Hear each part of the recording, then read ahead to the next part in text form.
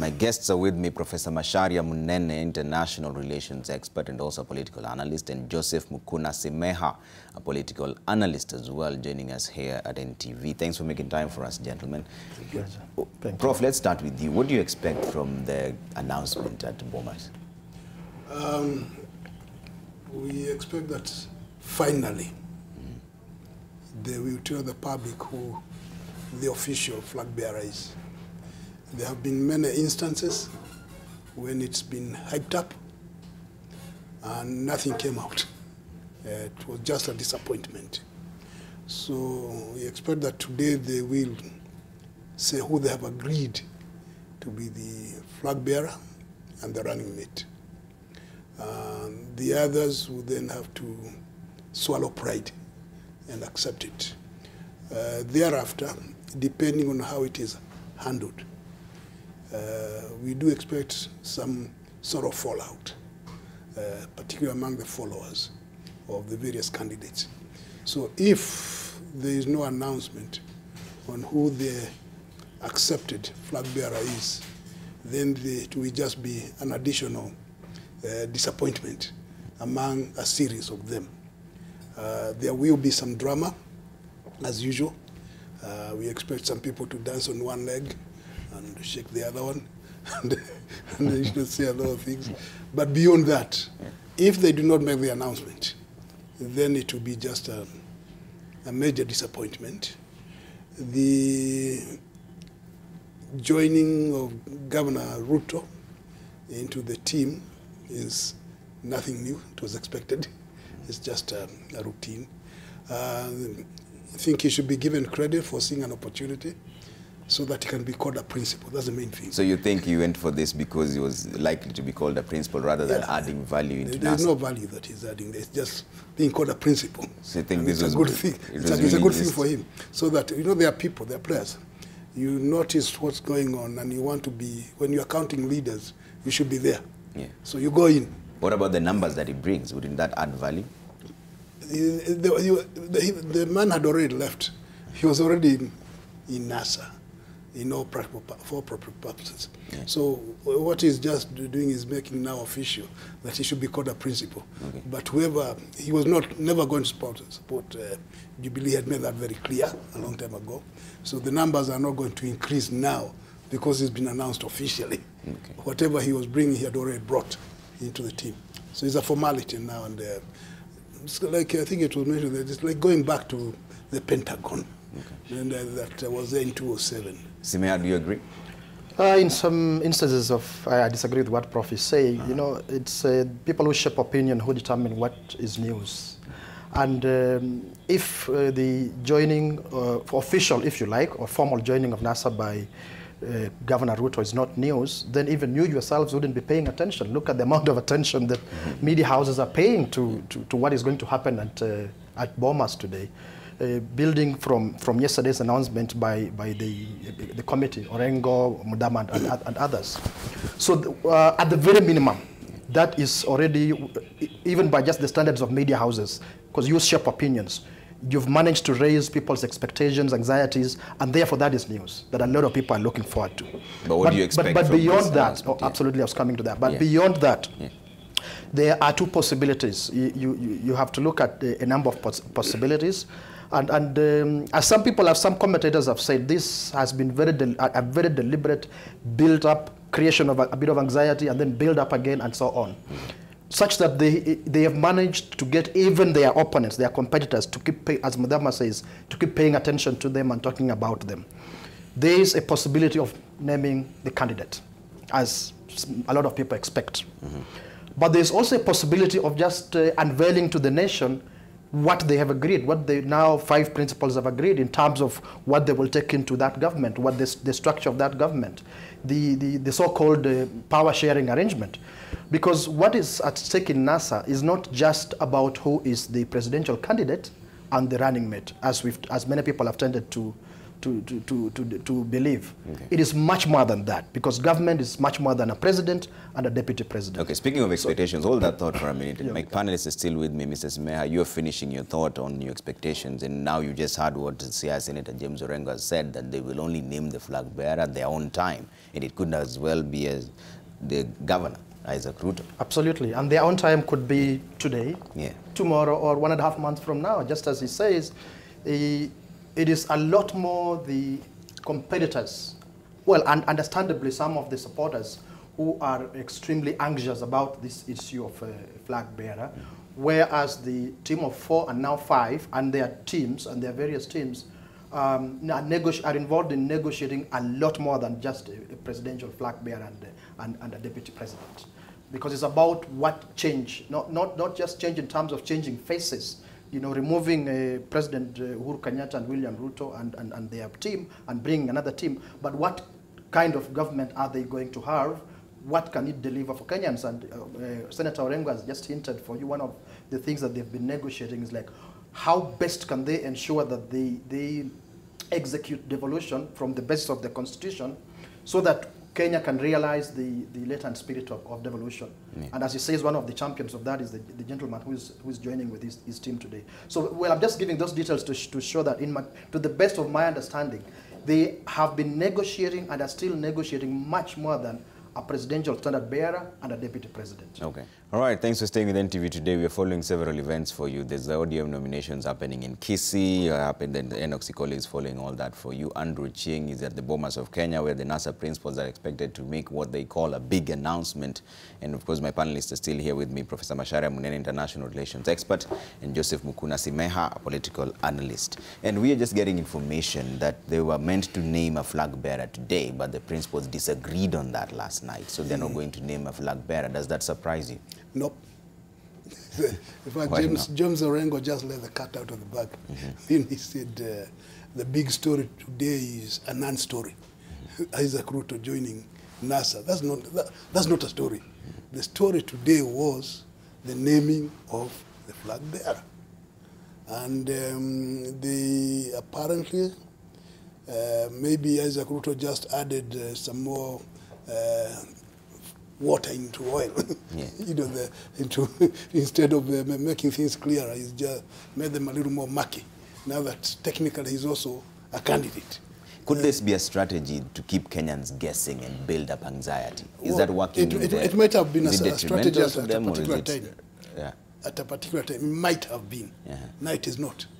Now it's just desperation, it's confusion, and they would need some better advice. I don't know from where, because they are not getting good advice, and they are not facing reality as to who realistically, among the 5, there used to be 4, but up to about a week ago, the contest was between 2 people only, Raila Odinga and Kalonzo Musyoka. They could not agree. The other 2 appeared as if they were amenable to understanding. But Kalonzo and Raila were not understanding, because each of them insists that he has to be the one. And it appears as if that is still the sticking point. Who between the 2 will give way? There is a belief that if any of them gives way, then their political fortunes take a nosedive. Their following dissipate.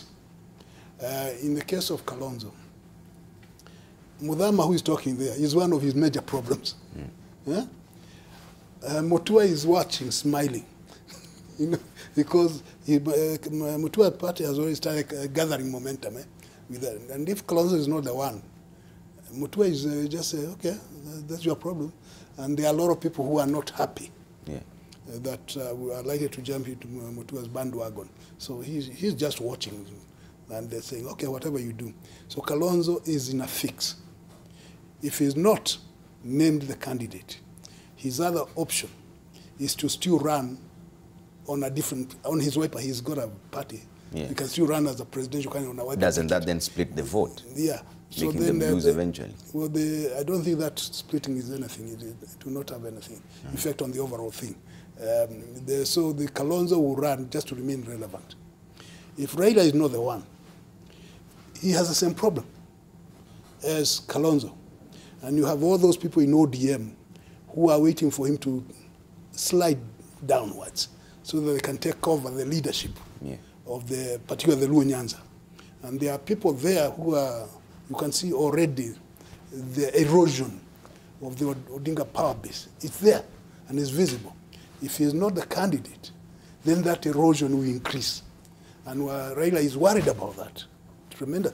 You just not, we've been watching nomination in ODMs. Yeah. And what the nominations tell us is that people are not very happy. And they are rebelling. If he is not a candidate, then that erosion will increase tremendous. So the two of them are stuck. Okay. Mudavadi is a different ballgame. He takes credit by claiming that NASA is his. He created it. And the fact that all these people are jumping into it, they are his people now, technically. Yeah? So he can become the kingmaker. And as the kingmaker, he can wait. Say, no, we are biding our time. We are arranging the grounds. 2022 is our time. Eh? So if he doesn't get it, it will not be a big disaster. Okay. Wetangula is not a big issue in this thing. So it's the contest between Raila and Kalonzo, and that's the sticking point. And now Isaac Ruto, who Orengo also says might as well be the flag bearer. Well, Isaac Ruto, as I said, is a nice political opportunist. Yeah. He just wants to be called a principal.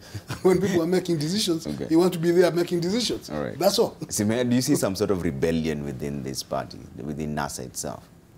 I don't see rebellion. I see, well, they will obviously, where there's any form of competition, even within a very close-knit nuclear family, there will always be some disappointment when one gets something and the other one doesn't get. Yeah. So what really matters is how that is managed, how you manage that disappointment. So that is nothing new at all. It happens all the time, all over the world, in parties where there is competition at the primary level before they go to elections.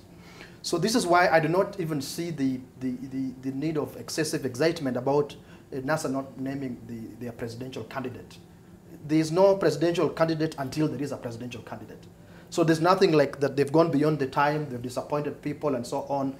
People have various expectations and they cannot manage all these expectations. They are going through a process. And inevitably, you saw it in the US, just to give you one example, and it will happen, it has happened in France. It happens in so many countries where you have initial primaries before you go to the main elections.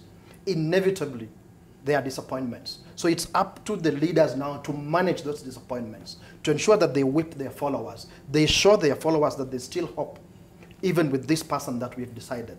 If they miss the mark there could be a problem. Okay. Much bigger problem than the problem of naming the flag bearer. If they can demonstrate to the followers that this has been a fair process, this has been a reasonable process, this has been a necessary process, then whatever the outcome, I do not see anything monumental in negative terms. In terms of what you are saying, what you're calling news, you know, and then you ask Prof whether it's a surprise or not a surprise. To me, it's neither a surprise or a non-surprise if there's any such thing in English. It's neither here nor there, because these are reasonable people who caused the calling of a very deliberate assembly of a press conference last evening for the people who represent them to make certain pronouncements. In their sound minds, in their good minds, they wouldn't authorize something like that if they are going through a process that is incomplete. Because you are saying the news is that they met last night and disagreed. That would have been barely, because this press conference is just after 4. That would have been barely just 2, 3, 4 hours after the press conference. That doesn't add up. These are not unreasonable people. These are reasonable people who very well understand the stakes, how high the stakes are, who are trading extremely carefully so that they don't upset any tables that matter. So is it then a strategy? Because it could be, but what we are saying is what we are calling news may just be rumors. There's a lot of rumors that fly around, especially from people who are really focused on seeing who is NASA's presidential candidate. And when NASA doesn't name the presidential candidate, the expectations of these people, they get almost upset that why are you not naming, so that we can know who to focus on. Okay. So it could be a strategy to keep their competitors disorganized. But what you're calling news, I doubt that there's any news like that. I think the best thing would be to just, since what they let out of the bag was that we will tell you something monumental. let us wait and see, is it going to be something fundamental today at Bomas? Then we can now analyze. I know speculation is part of analysis, of course from an informed point of view, but excessive speculation, no. Let's wait because this is happening today. Okay. We have an opportunity to see what they bring out, and then we can talk about it. I think it will be big news. If they announce and say that Raila is not the candidate, then that will be big news. And why is that? Because they said all the 5 of them have equal powers. They have equal potential. For the last 3 years or so, it's been very clear that Raila is the candidate. So to say he's not the candidate now, that's news. And that's why you have this sticking point, because the assumption and the belief that Raila is the candidate and the others are just shows is one of the things that really irritates Kalonzo, because he would like to be the one. And you have this sticking thing, which of them is the candidate? And both of them are desperate men, very desperate. And because of that desperation, they really cannot come to terms. Because Kalonzo keeps on saying he was cheated in 2013. I mean, he was promised, now you can have this thing. And so he says, well, you promised. And he says, no. Deliver. He says, why are you not delivering? And Raila says, wait a minute. We agreed on the assumption that I win. And I did not win. Yeah. So, they start playing these games. But the impression that has been created, and that's why they have been, if you look at those parties in CORD, before it became NASA, you see, the main thing is CORD. Raila managed to get Kalonzo and Wetangula to dance with him. Then Musalia came in and joined the dance and gave them a big name. And now Ruto has joined the dance. Yeah. That's what it is. But the driving force in all these things has been Raila. Okay. And everybody can see that. The most active party in that thing is ODM. Okay. Even the nominations that are taking place, you don't hear much about Ford Kenya. You don't hear much about Wiper. Okay. You just hear ODM, ODM, ODM. All right. And that's Raila. And as we wait for that announcement from Bomas of Kenya, Simeha, what do you make of the nomination that is happening right now? Are they credible? Is this a sign of things to come? Have the parties failed? Because in almost all the regions we've seen, there's always been a contest, people claiming that they've been rigged out, and nobody just accepts that I lost fair and square. Yeah, in some of the instances we've seen of the nominations, yeah, they have been things that are very disappointing, not just to the candidates, but to any keen observer of democratic processes. There are things that have been extremely disappointing and annoying. That any party doesn't have just to be ODM, even small parties or big parties or coalitions must make an attempt and actually be seen to make an attempt to carry out credible nominations. There would be weaknesses, no problem. There would be weaknesses that may cause disappointments and so on. But some of the failure, in my opinion, what I've seen as failures, I do not see them as a result of just honest weaknesses. I see them as a result of a measure of incompetence in the party. And in this case, the ones that I've observed very closely are ODM. As Prof says, yes, other parties are carrying out nominations, but the ones I've found necessary to pay close attention to is, okay, let me see how ODM is going to carry out the nominations. Next, I will follow Jubilees. And what I've seen in ODM nominations, to me, just represents a very unfortunate measure of incompetence that ought not to be seen to be happening. Why do I say that? Look at the cases you've seen all over, in Busia, in Kakamega, and Trans Nzoia, and in other places. What reason at all do they have to deliver materials late? Just very basic. I'm not even going into the complex bits, because they are complex bits of these nominations. Yeah. For sure they are. But just look at the very basic, and this is things to do with logistics. You could even hire a logistics, even just a small, not even huge, a small, medium-sized Kenyan logistics company, hire them and give them these things, of course, with the necessary security measures in place, safety and security measures in place, to help with this work. So there's been a measure of incompetence in the way the nominations are being carried out. But we have the usual also. Even where now that incompetence or nothing sinister has affected the outcome, you have people who decide that they must express their dissatisfaction. There's one I followed very closely, and that's the one for Taita Taveta, Ruto and Madegu. Yes. And I'm just honestly, in my humble opinion, based on what I've observed keenly and from an intimate proximity, I do not see why he should be complaining.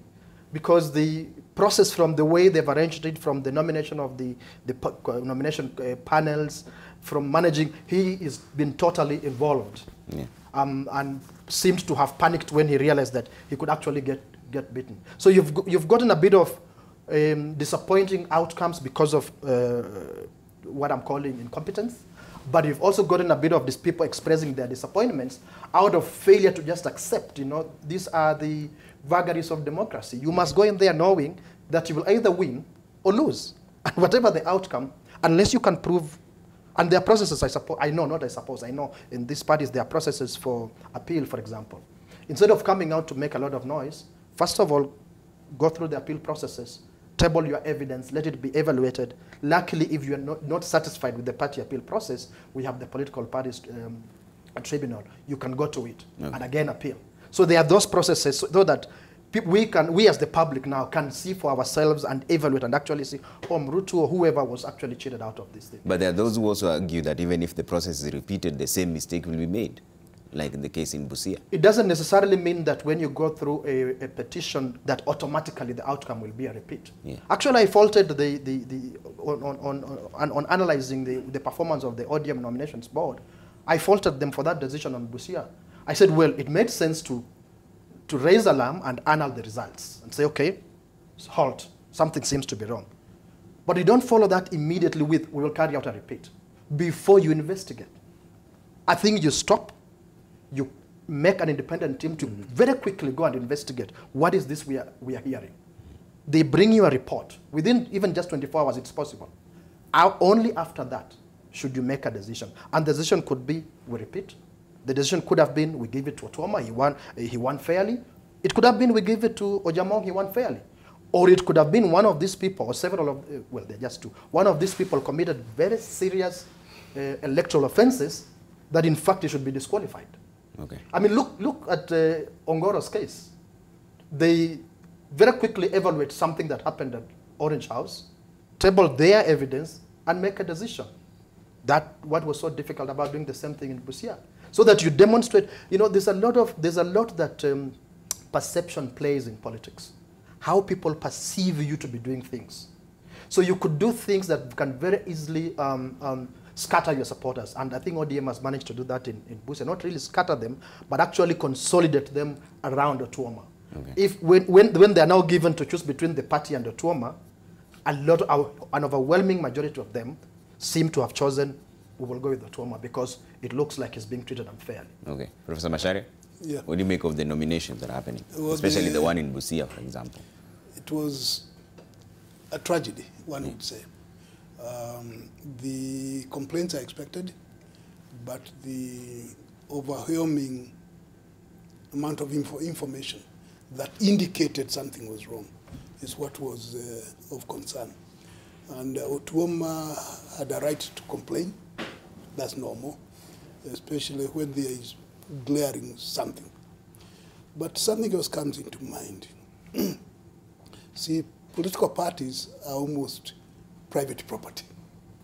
Remember, Daniel Moi once said, "Kamikona nyewe." So the wenyewe in each of the political parties carry a lot of weight. If the wenyewe in ODM want Ojamong, then poor Otuoma has to look for some other thing, something else to do. So then what is the point of all these primaries if they're outright favorites? It's political hoodwinking. So that in some cases where there is not much dispute, you go through the primaries to psych up people. But in some places, the decisions have already been made, which is that is wanted. And so the exercise is some sort of a formality. See, there was that law that was nullified by the court the other day. No party hopping, eh? And in general, that law was not a very good one. Because if somebody feels cheated, then this person is locked up into a party that was not very fair to him or her. And so I think the court did the right thing by saying, hey, look at it again. The party jumping, now, if somebody was cheated. And it's evident, the public knows. The voters know. So when it comes to the main election in August, the one who was cheated will win, irrespective of what the party owners want. And we have that evidence. If you look at the parliament today, and the governors and all those places, there are people who won not on the main parties, and many of them claim they were cheated or eased out. But the public saw it, and then the public decided to vote for the person they wanted, not what the party owners wanted. That is likely to happen, even in this one. So those who are grumbling, they have the option. You can move to another party. You can be an independent candidate.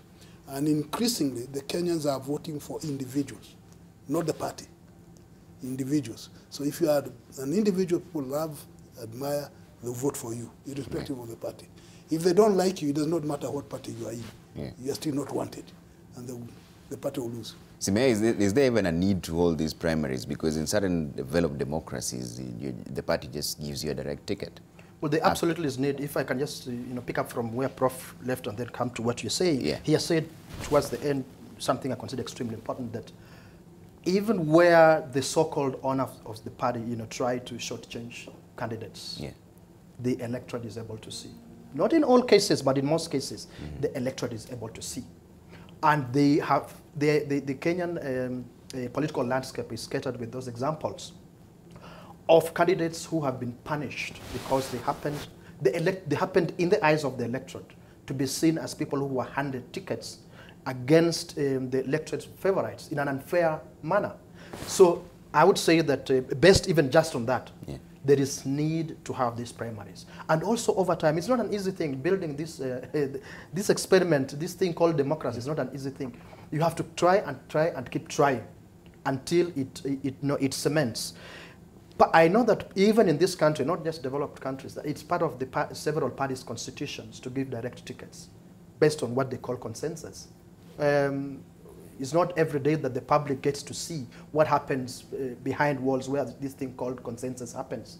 It could be coercion, it could be this, but nevertheless, it meets the standard of consensus. We agreed by consensus that, and normally it's just prosecuting interests. People have sat in a room, certain people have been told, you either agree this or that, and so on. By the time they leave that room, they're showing you smiles, but some of them may be extremely unhappy. But some people have been given a ticket. It's perfectly legal. It's perfectly okay. It happens, as you've just said, in other countries. It happens here as well. But then you cannot do that everywhere. You have to give people an opportunity to express themselves even at the primary level. And these are voters. You have to give them an opportunity. All right. And second, well, actually, thirdly, you also the parties also use these primaries to whip up their bases, to excite their bases. Because oftentimes people get tired of this thing called elections because sometimes they feel like it's not producing anything new, it's not changing their lives, not adding the amount of ugali on their tables. They have to excite their bases. Hold that thought. We just have information coming through to our studios right now. ODM has revised the dates for Homa Bay, Migori primaries that were scheduled for tomorrow. The nominations will now be carried out together with the Siaya and Kisumu counties on Monday, April 24th, 2017. That is according to the party director, Odinga Ongwen. So those dates have been revised again. I'll run you through it one more time. ODM has revised the dates for Homa Bay, Migori primaries that were scheduled for tomorrow. The nominations will now be carried out together with Siaya and Kisumu counties on Monday, that is April 24th, 2017. That's according to the party's director, Odinga Ongwen. This shifting of dates, and of course, we also saw Jubilee initially saying that they will hold all their primaries on Friday, and then now they decided to stagger it. Is this a sign that all is not well, or is it a matter of the party structures not being in place? I think they are being a little more realistic. Previously, they were ignoring reality. They did not have the logistical capacity to handle these things. And maybe they have not even thought properly what it is that they are doing. They're kind of bulldozing their way. And then when they are hit by the reality, like we saw today, there are places where the ballot papers are yet to arrive, and we are going towards midday. These are logistical issues that should have been looked at. Maybe they did not plan properly. And so the decisions they are making now, I think, are wise. Give them credit in order to get their act together and not to give people excuses for complaining. And clearly, there are some places where they are not ready. Maybe there are also internal dynamics within the particular constituencies or counties that are giving them headaches. That we are just talking about party owners. Maybe the choice of the party owners is not going down very well. So they need to rethink how to sell their choices to the public. Let me add something about the origins of primaries in Kenya. Yeah. It came in 1966 as a result of KANU losing to KPU in a massive way in the little general election. Yeah. Because of that, the KANU mandarins thought that the reason they lost, which was a very good argument, is maybe because they used to pick people who stand where. So let's now have primaries. So you get the popular person and he's your candidate, then you are likely not to lose again like that, the way they did. I mean, that's the way the whole thing was adopted and it came into play. Only the problem is that with time, it has lost its original meaning, because primaries are very important in areas that are contested by many parties. In areas where there is not much contest, then they become a formality. Okay. And then that's where the owners can manipulate things respectably. But where there is major contest, you better be careful. Yeah. Simea? Yeah. About the dates, the shifting of dates and staggering. Yeah, shifting of dates. I think in some cases is a better scenario of two worst cases. The first worst case is that you are going into a nomination completely unprepared. Yeah. Not you as the candidate. You as the candidates are possibly prepared. Even probably the field teams are prepared, voters are prepared, but the party completely unprepared. That's a terrible case. The other case is just a day to the nominations, and then they postpone. The Jubilee one is, well, it was 2 days. It is also still pretty close. Because I know what it takes to campaign, even for these nominations. And oftentimes, you know, politicians have to gauge, really organize themselves and gauge how much do I need? What do I need to invest between now and the nominations? And then one day to the nominations, you tell them it's off. Oftentimes, it completely throws off the politician. Where do they scramble to begin to put, again, resources together? Because he has to continue campaigning. Otherwise, he or she loses ground. So it is two not very good scenarios, except where they are postponed in advance. These parties, and I will talk about all these parties, knew about these nominations months ago, last year actually. ODM, for example, I think officially stopped accepting nomination papers, I think sometime in November. You know, it's accepting nomination papers, giving the impression that, look, we need to have this in good time so that we can prepare ourselves for nominations. The same thing with Jubilee, in good time. Although what sometimes comes out of in the public is that they said they had stopped officially all these parties, but behind the scenes, people are still coming in and being accepted as candidates. That can be the minority cases. So I just think that it's two of both worst case scenarios that ought not to be allowed to happen in political parties. But where it's going to be completely messed up, then I would go with what Prof is saying, that it's okay, it's just realistic that then we will take the risk of having to postpone so that we don't end up tomorrow in Migori or wherever else they are postponing, they're postponing and find that the ballot papers are still at the printers tomorrow morning when they're supposed to be in Migori. So in that case, you might as well accept, even if you're the candidate, just, okay, I accept the loss. But we've also seen threats from candidates saying that they will defect if they lose. For example, Paul Otuoma said it's going to be on the ballot come August 8th with or without ODM. Yes. The sole reason why you're in a party to begin with is because you believe in their principles. But when now you decide that if I don't get this ticket, then I'm running this on my own, doesn't that then just mean that the reason you were there was selfish interest to begin with? Not necessarily, Trevor. You know, it's also about interests. It's not, people are not in politics for philanthropic purposes, that they're just kind-hearted and therefore they want to go and do some good things in politics. It's also about interests, up to and including personal interests, which then you have to find a coincidence between your personal interests and the interests of your constituency. In Otuoma's case, that is the Busia, the interests of his constituency. Where a party then, or a process, not just a party, where a process treats you completely unfairly, and it can be seen by any standards, that this process has treated you unfairly. If you accept what is being imposed upon you, even your own supporters can revolt against you, or can revolt against something you are like in the case of devolution. We in all these counties are trying to plant and ensure and nurture and so on and ensure that devolution actually grows and develops. So in Busia, if is a big word, if the aspirations of a majority of the people are that we've tested Otuoma for about 4.5 years, not Otuoma, I'm sorry, Ojamong, Governor Ojamong for about 4.5 years, we are not happy. We think maybe now aspirations lie in Otuoma. And then a system treats him like that. To me, he has every right, if there's an option, another option, to make that decision. You only don't make that decision where there's no option. But in this case, like and I think the only option left now is running as an independent, not joining another party.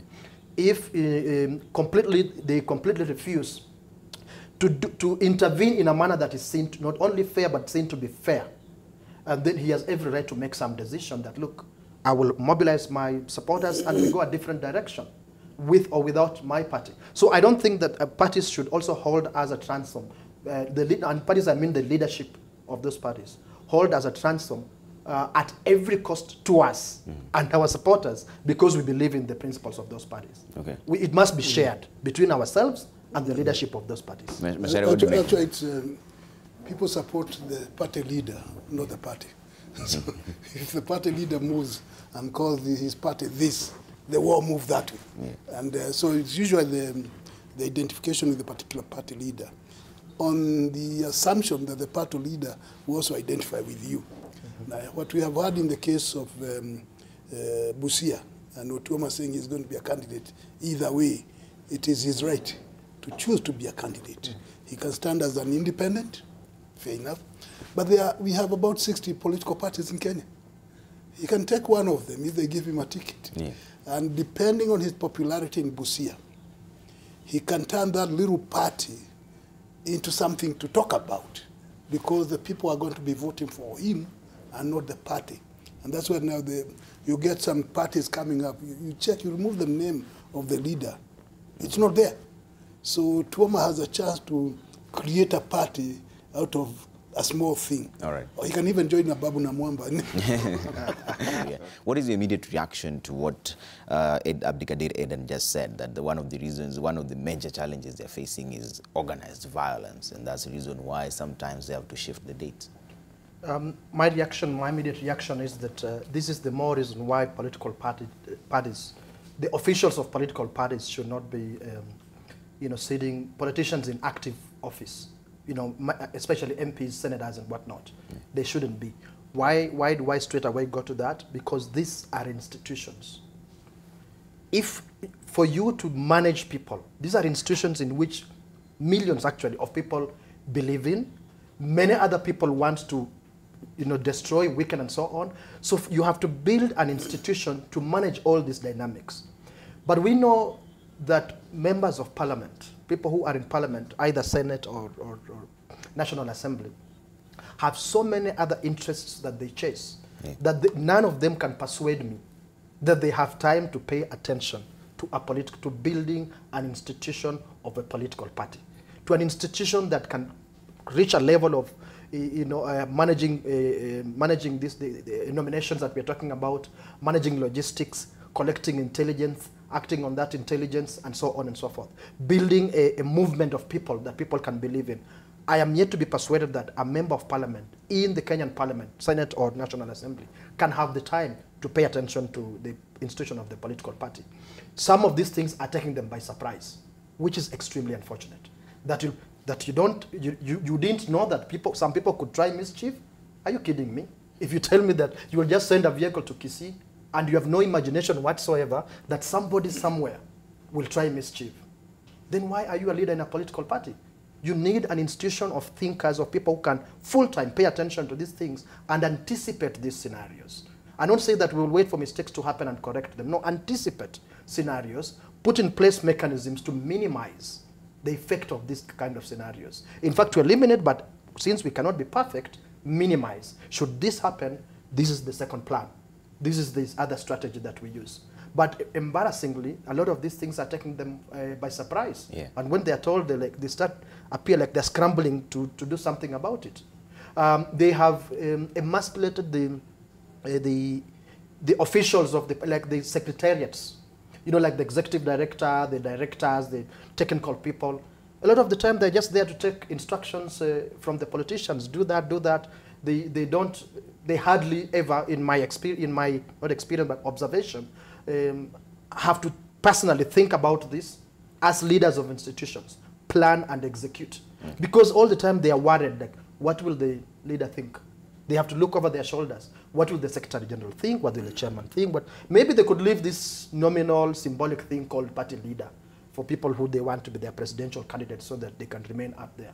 But the people who do the technical work of the party, they really must remove the sitting politicians out of it and just have people who can pay attention to fixing an institution. Okay. You can't run, for example, have politicians running Nation Media Group. You have to have people who are totally dedicated. It's a business. It's a serious business. Even the thing of being in politics for political parties, very serious business. Okay. That requires a lot of investment in it. Professor Macharia, what do you make of it? Yeah, who's to blame here? Is it the parties that are not organized or the people on the ground? The parties are to blame. Yeah. They are the ones who give direction. And I agree that they need more professionalism in the management of political parties. The technocrats who are running the parties should be more empowered in terms of proper decision making. Right now they do not have proper decision making capacity, and that explains some of these things. The claim that they are surprised that some funny things can happen is itself surprising. Because we've been through this thing many times. Absolutely. So to say that you are not aware, not to have guarded or taken precautions to ensure that the vehicle carrying the ballot papers, the way we protect exams, you know, the way we should be protecting those ballot papers, because they're precious and things like that. So they are learning lessons. We hope that some mistakes will not be repeated. And when Abdul Kadir Aden says that they're changing this because of the violence, it's a very interesting admission. That you've got a lot of violent people in the party just going around messing up things. And the party would need to take strident measures to rein in some of their violent What is the best way to go around that? Because this culture of violence has been seen in several places. We've seen aspirants disappearing and then reappearing. We've seen aspirants claiming that they were grazed by bullets. I mean, how can that be tamed then? Well, these are police matter. Yeah. If there are people who are involved in disappearing some people, then they should be answering questions to the police. And if there should be enough evidence, then they should go to court. But the problem has always been getting to the bottom of it and coming up with the exact evidence. That's why it is a police issue. Yeah. Because the police are supposed to be empowered to investigate this kind of thing. And what they find becomes the basis of taking people to court. So it is a police issue. If somebody fakes his own disappearance, it's still a police issue. Why did you do that? And because you are misleading the public, actually it is incitement to chaos. And that should not be allowed at all, in any way. And if it comes to a point where a few people will be given some residence somewhere because of that, it may be a way. I think I should commend ODM, for seemingly taking action against some people, because they did. The issue of Elizabeth Ongoro, symbolic or not, it was something. And some people would maybe think twice before doing something. So it's a good start. And we hope that all the parties can also be seen to do something like that, to rein in a few people. They will not rein everybody, but a few people. Yeah. Just be careful, because something can happen. Okay. Yeah, I think, I mean, maybe just following up on what Prof is saying, I think political parties must consistently put a price tag on bad behavior. Unfortunately, they've done it inconsistently.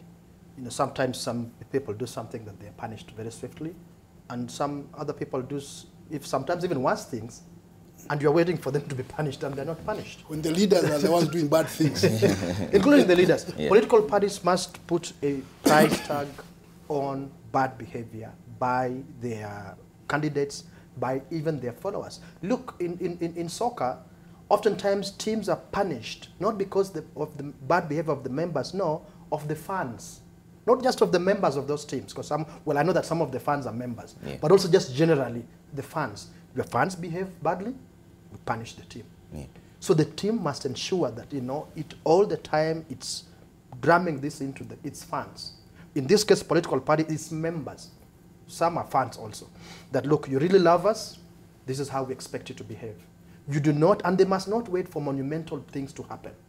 Even small things happening at a local level, they should punish them, and punish them consistently. Yeah. And make it costly for especially people who aspire to get into positions of leadership, so that those people then can caution their followers and their supporters that, you know, if you behave like this, you will cost me.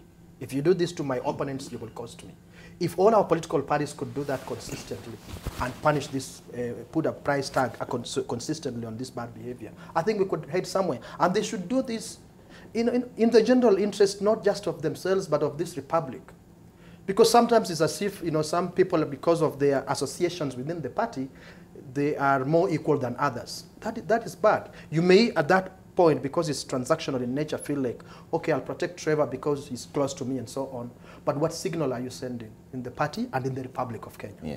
So this ought to be across the parties, regardless of the associations they have within these parties. It's an irony that Isaac Mwaura, the guy who wants to be MP in Ruto, yeah, one of the reasons he gave for running away from ODM is that ODM is a very violent party. But he never got injured in ODM. Mm-hmm. And unfortunately, where he ran for shelter, yeah, is where he's been injured. It's a problem that is across the board that has to be dealt with as a Kenyan problem. Yeah. But then there's also the argument that it's the leaders themselves, when they refuse to accept that I've lost fair and square, they're the ones who incite their followers. But also they also argue that it's part of democracy. So how do we enhance this democracy without and making sure that people don't get hurt out of it, Professor? Yes, the leaders are responsible for chaos. Yeah. And there is clear evidence in a lot of instances that when they hire people, they call you the wingers. Or sometimes they're just goons. Mm. And there's the bodyguards or whatever they call them. And they go create some excitement of intimidation. And they do that. And some of those leaders are untouchable because of the influence they have across the political spectrum and across the country. They get away with it. So how do we deal with this phenomenon? We have to accept that it exists and that some political leaders do these things deliberately. Yeah. And we have to find a way of making them accountable. I think it may be a good idea, or people who are aspiring to high political office, maybe they should be sent to short course, maybe 1 month, on good manners, how to win and lose elections. You know, there's some course on national interest, what it is that you should be aiming at or going for, and learn how to win gracefully, yeah, and lose honorably.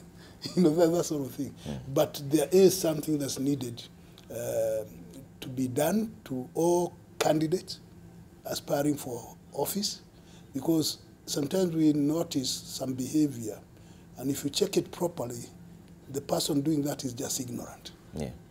And so how do we not eliminate, but reduce the amount of ignorance on the part of our leaders, okay, who then create a mess, and they believe they are doing something very good.